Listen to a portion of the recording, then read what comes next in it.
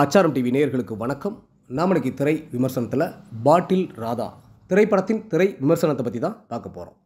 இந்த படத்தை தினகரன் சிவலிங்கம் இயக்கியிருக்கிறாரு. இயக்குனர் பா ரஞ்சித்தின் நீலம் புரொடக்ஷன் தயாரிச்சிருக்கிறாங்க. குரு சோமசுந்தரம், சஞ்சனா நடராஜன், ஜான் விஜய், மாறன், ஜமா பாரி இளவழகன் மற்றும் பல நட்சத்திரங்கள் நடிச்சிருக்கிறாங்க. இந்த படத்தோட கதை என்னென்னு பார்த்தீங்கன்னா, டைல்ஸ் ஒட்டும் வேலை செய்து வருபவர் ராதாமணி என்கின்ற பாட்டில் ராதா. டைல்ஸ் ஒட்டுவதில் கில்லாடியான அவர் மதுவுக்கு அடிமை. ராதாவின் மனைவி கேட்டுக்கொண்டதற்காக ராதாவை குடிப்பழக்கத்தில் இருந்து மீட்க கட்டிட வேலைக்கு வா என்று ஜான் விஜய் கூப்பிட்டு சென்று தன் மறுவாழ்வு மையத்தில் சேர்த்து கொள்கின்றார்.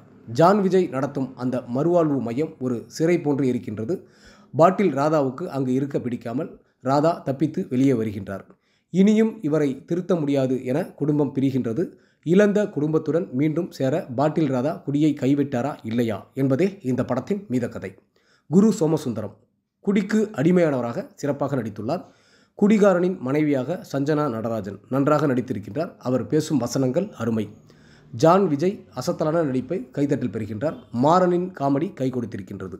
படத்தின் நீளம்தான் பொறுமையை சோதிக்கின்றது. ஷான் ரோல்டனின் இசையில் பாடல்களும் பின்னணி இசையும் படத்திற்கு கூடுதல் பலம். ஒளிப்பதிவு படத்திற்கு சிறப்பு.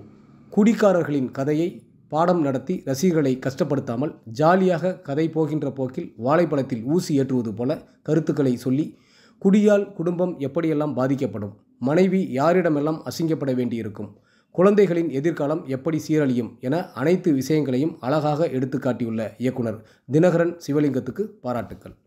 ஒட்டுமொத்த படக்குழுவினருக்கும் ஆச்சாரம் டிவி சார்பாக வாழ்த்துக்கள்.